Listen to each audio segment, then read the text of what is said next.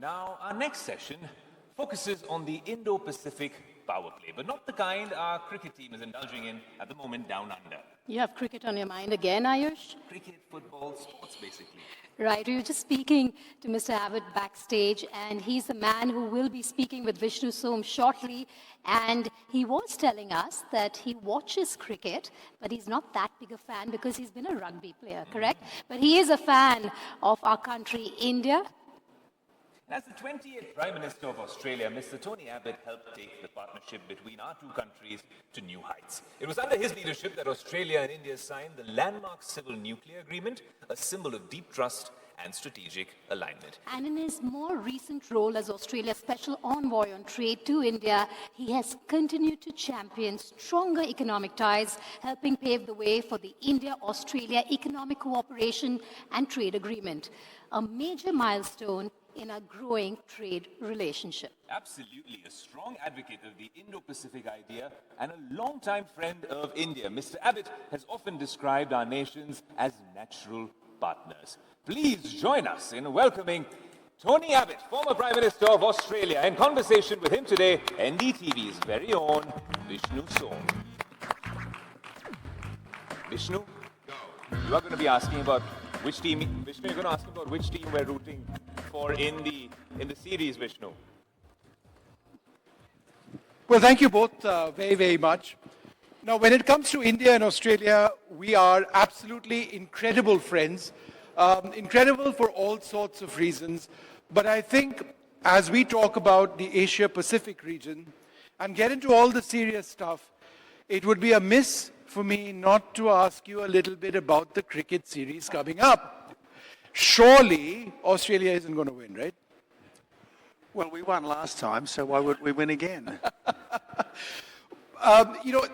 Tony Abbot is a sports person as well. You'll find him on Manly Beach. He's fond of cricket as well. He cycles a great deal. And he's balanced his work with his life and his family a great deal. He's also a great friend of India's. He's a friend of Prime Minister Narendra Modi.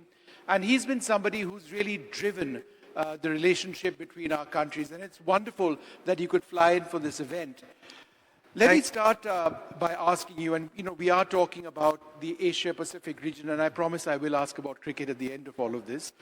To what extent is our strategic partnership premised by the fact that China is a mutual concern? Well, it's not just about China, obviously, Vishnu.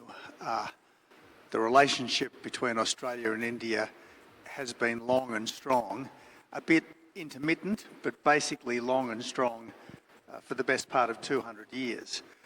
People often forget that there were Indian troops at Gallipoli, there were Indian troops at Tobruk, there were Indian troops at Singapore serving alongside the Australians. And we now have something like 1 million Australians of Indian background in our country. And so it's a strong and dynamic relationship that's growing all the time. But yes, we do have, I suppose, a shared concern about the ambitions of Communist China. And let's not beat around the bush. Under the Communist Party, Beijing, it says it often, their objective is to dominate the region and then to dominate the world. They frequently say that by the centenary of communist control, that's to say by 2049, they want to be the global hegemonic power. And that spells trouble.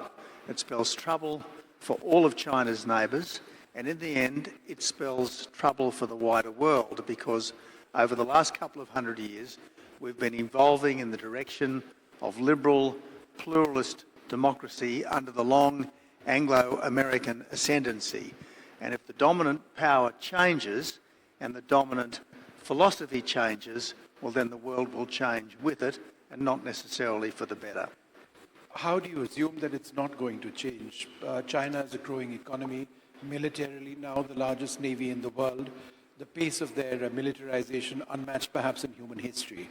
Therefore, are we not in for a fundamental change in the world order within the next finite period of time? Well, one of the points that I've been making for years now is that India is the essential democratic counterweight to China.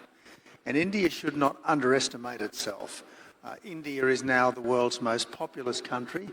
I think India is at the beginning of the kind of economic takeoff that China was in 2 decades ago. You go to any large Indian city, there is massive infrastructure going on, subway systems being put in. India is now being crisscrossed by motorways, new airports. India is rising up the ranks in all the various industries that matter, and in general economic sophistication. India can substitute for China in all of those critical supply chains that the West needs to move out of China as a matter of some urgency. So I think really the 21st century belongs to India just as much as it might belong to China. And I think it will be much better for all of us if India bulks larger and perhaps China bulks smaller in the decades to come. Mr. Abbot, I agree with you entirely, but there is a new reality, perhaps a mini reality happening right now. We've had our Prime Minister visit Tianjin a couple of weeks back, where we saw him with the Chinese president. We're re-establishing direct flights between Beijing and Delhi, which should in any case have been there. But there is an economic reset as well, and there is a calibrated effort by India to befriend China more. Does that potentially challenge what you mentioned when you saw India as a counterweight to China? Well, again, let me just stress this, Vishnu. As Prime Minister, I would frequently say that India was the world's emerging democratic superpower. I think India has emerged now. I think it is the second democratic superpower. And if there is to be a leader of the free world in 40 or 50 years' time, I think it's at least as likely to be the Prime Minister of India as it is the President of the United States. We should not assume that just because China's economy is much bigger than India's today, that is still going to be the case in a few decades' time. India has, I think, 3 priceless advantages over China. Democracy, which in the end brings out the best in people. The rule of law, which in the end means that people will be treated fairly. And to a great extent, the English language, which rightly or wrongly tends to be the world's common language. So I think India has got some big advantages, and I think it is now well and truly making the most of them. That said, I think that we are entering a very dangerous period. I think it's almost certain that at some point in the near future, Beijing will make a move on Taiwan. We can all see the damage and the danger that's arisen from the Ukraine war. Well, any move on Taiwan will be several orders of magnitude more disruptive and potentially dangerous than what's happening in Ukraine. How do we stop it? Well, the Chinese leadership is rational.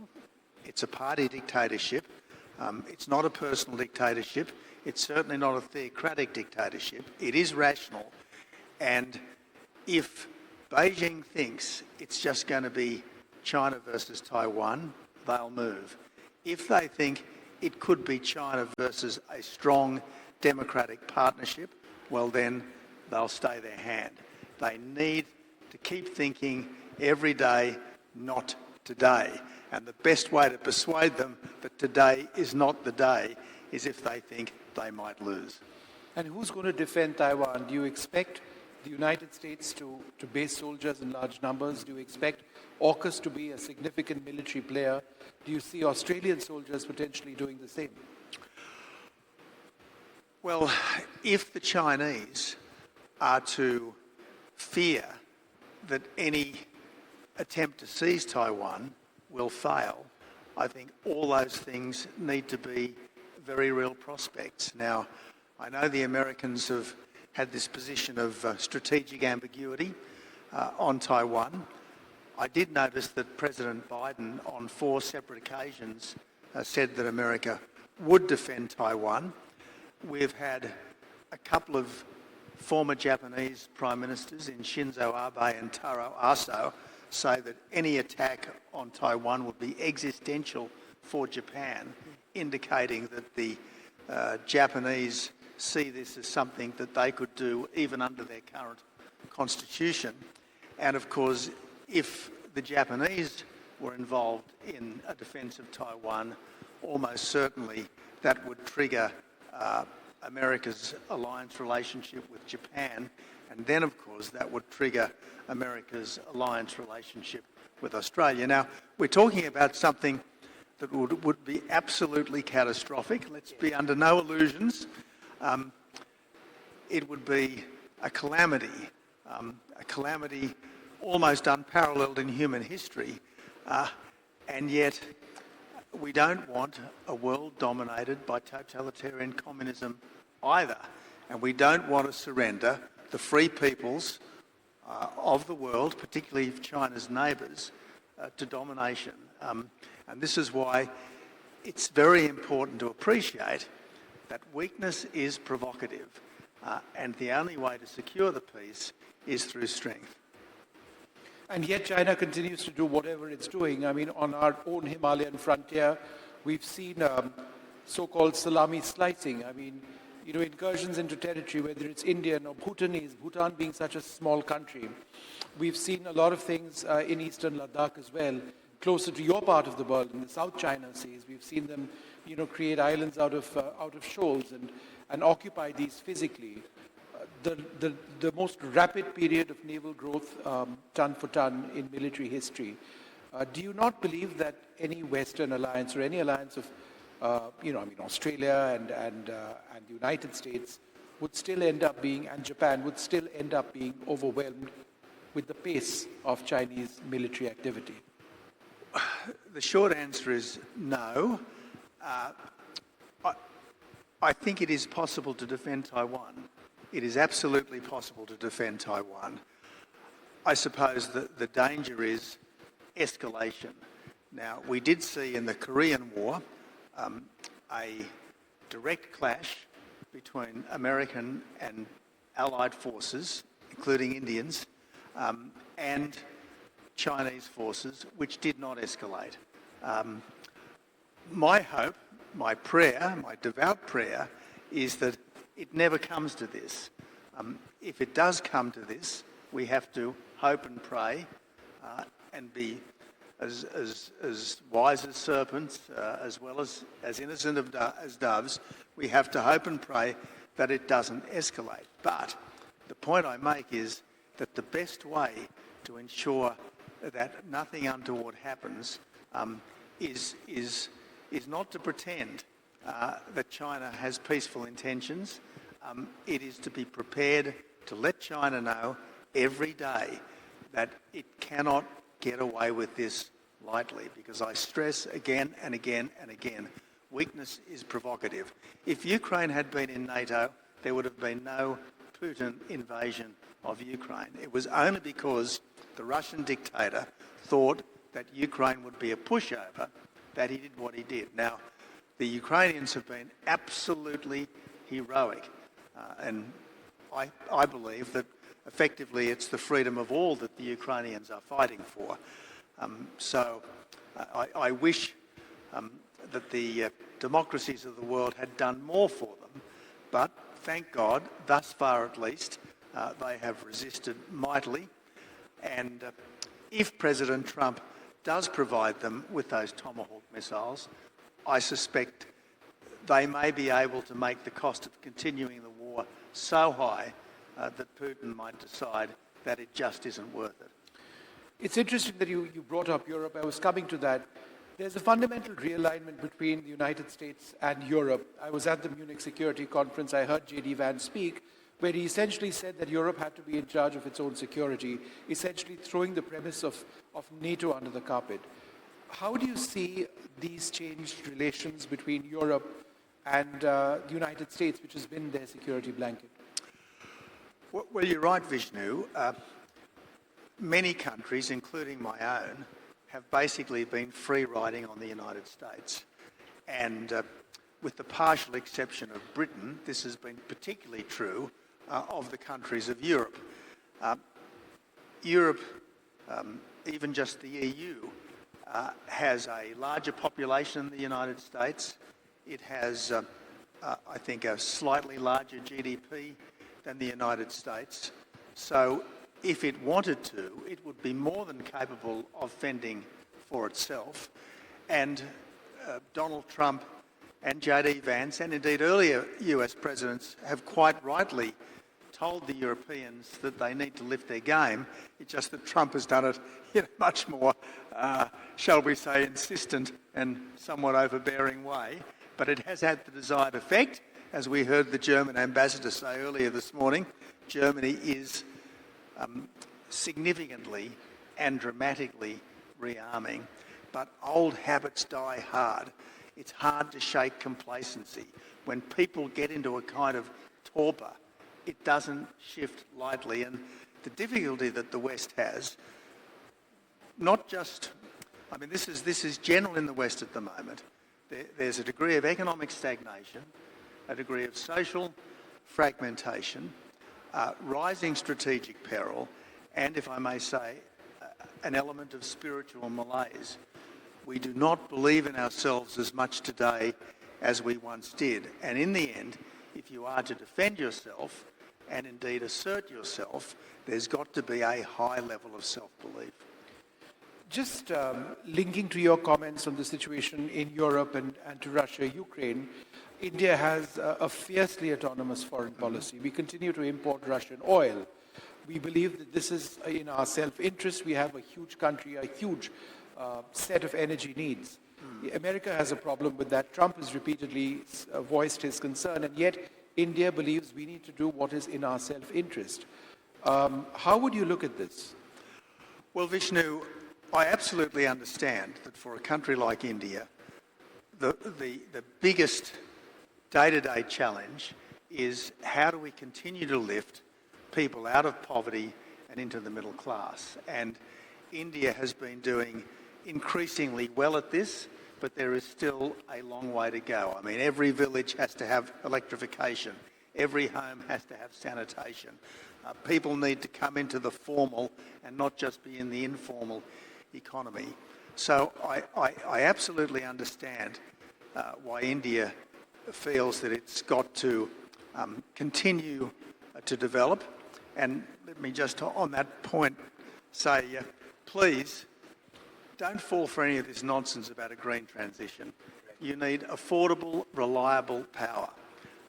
And if that means fossil fuels, including coal from Australia, please keep using fossil fuels. A friend of mine was in an Indian village recently, and it was a village that was apparently where the green transition was being tried, and the villagers, she said, were saying, we want real power, not fake power that only operates when the wind blows and the sun shines. But Mr. Abbott... And so India needs to look to what is going to best guarantee its long-term future. But India's natural place is with its fellow democracies. That's its natural place. India has well and truly assimilated democracy, the rule of law, because let's face it, human beings, if given the chance, want to be free. Our natural instinct, if given the chance, is to be decent. And that's where India naturally, I believe, should rest.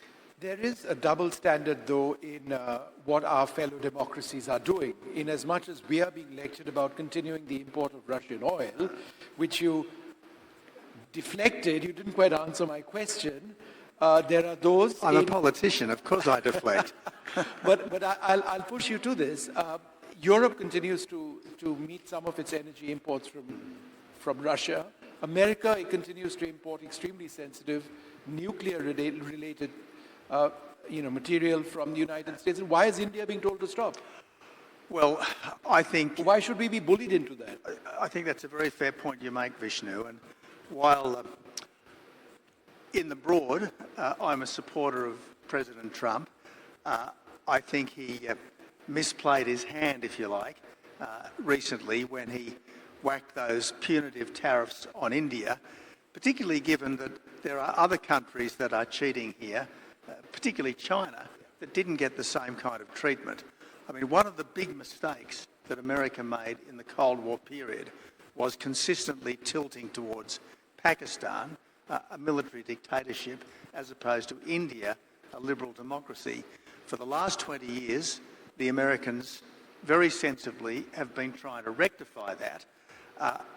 I think this is a serious setback, but given the fundamental community of interests and values that India does have with the democracies, I think it'll only be a temporary setback, but let's hope that this can be remedied very quickly. But even with Pakistan, India really worked to build up a relationship with the United States. We have an incredibly important and deep strategic partnership which both countries value.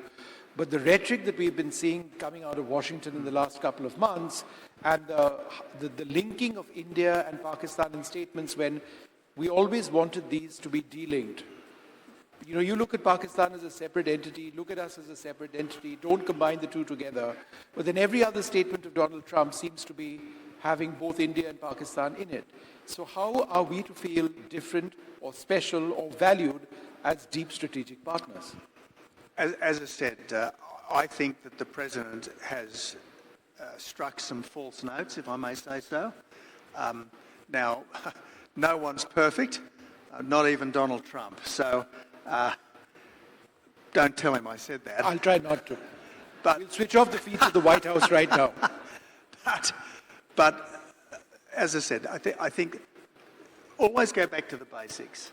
And America's fundamental interests lie in a strong friendship with India, much more than they do in a strong friendship with Pakistan.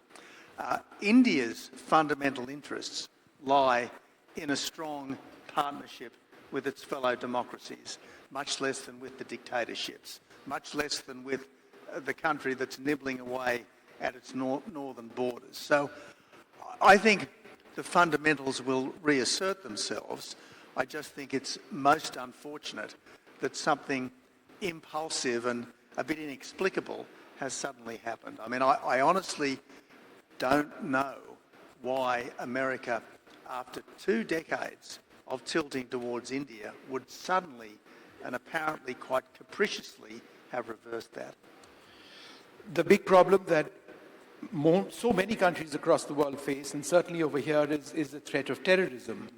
We are very clear about that. Terrorism emerges from Pakistan. The evidence of this is huge, and yet when a large country like the United States has some of their top generals saying that, Pakistan works with us extremely closely on terrorism and we value that greatly, again, there appears to be a double standard. Let's not forget about the basis, the heart of where terrorism has come from, whether it's 9/11 or 26/11. Yep, and look, Pakistan cooperated so closely with the United States on terrorism that they gave Osama bin Laden a home for the best part of a decade. So, look, we can't be under any illusions.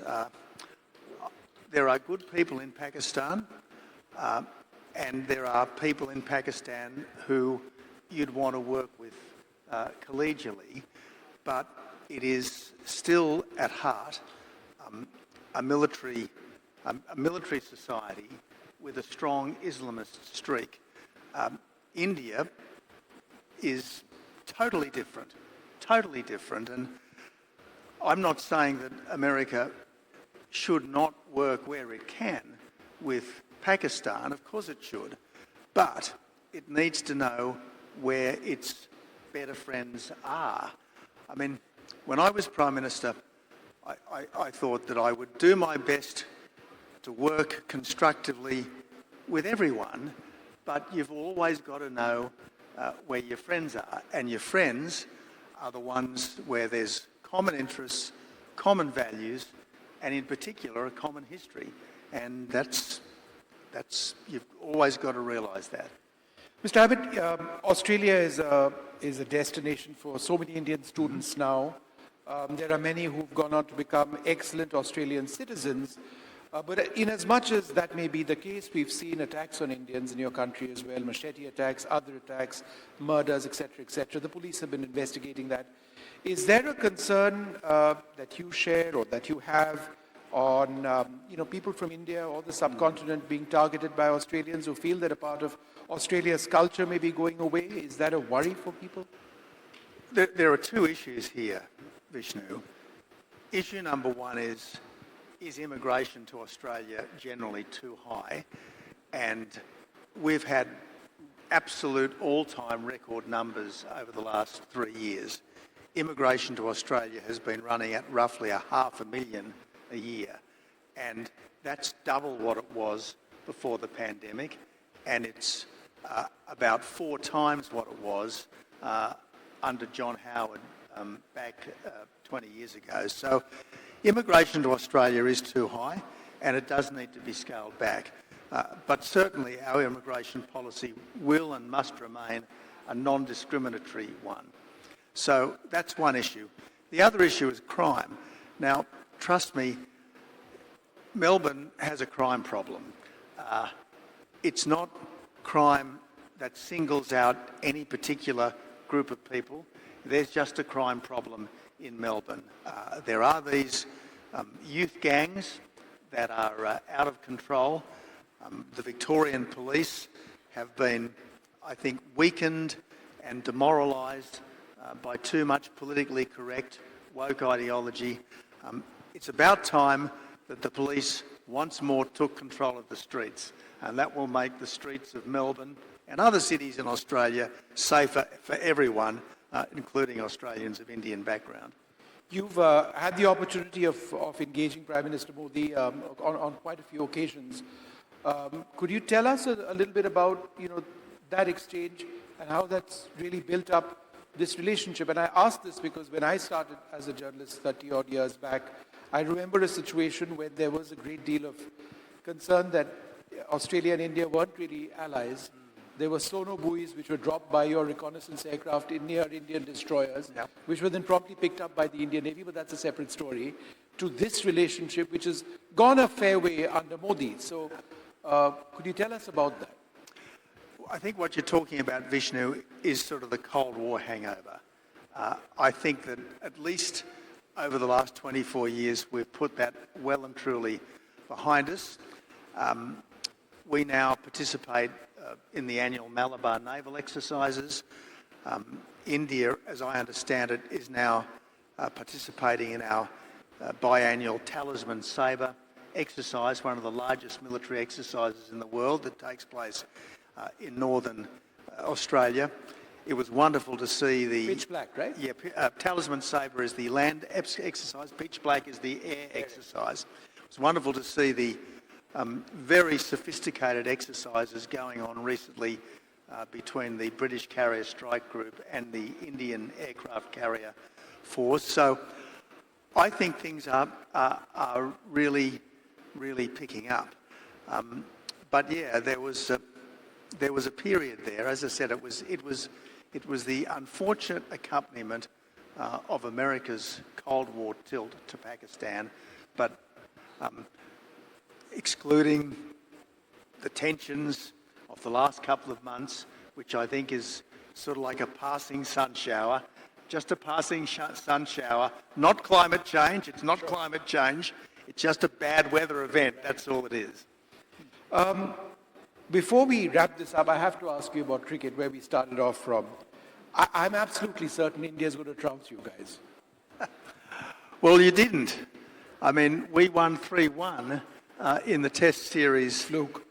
And I think that the same thing can be expected in the one-day series. But I think what we can also be sure is that a magnificent spectacle will be provided and that everyone who attends will be mesmerised by skill and sportsmanship. Is cricket our biggest bond? It's something important that we have in common. And I guess sport is a wonderful way of building character in individuals. It's a wonderful way of building friendship. I think team sport is a particularly important part of the formation of fine human beings. Certainly, team sport was a very important part of my early life, my young adulthood. I think it's wonderful that team sport, whether it be cricket or soccer, is really flourishing here in India. I think our schools would all be much better if sport was compulsory for everyone. I think too often these days, teachers think, oh, it's all too hard to stay back after class and coach sporting teams. This is a very important part of a successful growing up. Okay. I have a 30-second quick-fire round with you, putting you on the spot. This didn't feature in the list of themes which I sent across to you, so I was being a bit unfair then. Kohli or Steve Smith? Kohli or Steve Smith, who's better? They're both superstars. Jasprit Bumrah or Pat Cummins? Don't be a politician now. I think Pat Cummins is probably one of the greatest bowlers. Sachin Tendulkar or Ricky Ponting? Tendulkar was a genius. All right. And my very final question to you, surfing at Manly Beach. Yes. It's been a real joy for you, right? Tell us a little bit about that. Well, I used to take my board out at about 6:30 in the morning, probably a couple of mornings a week when I was the member for the local area. And when my office would say, what the hell have you been doing this morning? I would say, I've been dropping in on my constituents. It's been wonderful speaking to you, Mr. Abbott, and welcome back to India. And I think it's just wonderful that we have this super relationship. And, despite any questions which I may have asked, I do believe it is democracy, which lies as the bedrock of this. And could I just finish on this note? Sometimes the Western liberal or leftist press is critical of India under Modi. He's seen as a sort of a subcontinental Trump, and that's a criticism. I keep saying anyone who knows India appreciates it's got a riotously free media, it's got a robustly independent judiciary, and it has completely free and fair elections, and that's democracy. Thank you so much, sir, for being with us. I'd now like to invite Kartikeya Haryani, the founder and CEO of Charge Zone, to honor Tony Abbott, the former Prime Minister of Australia. If you can just come up onto the stage.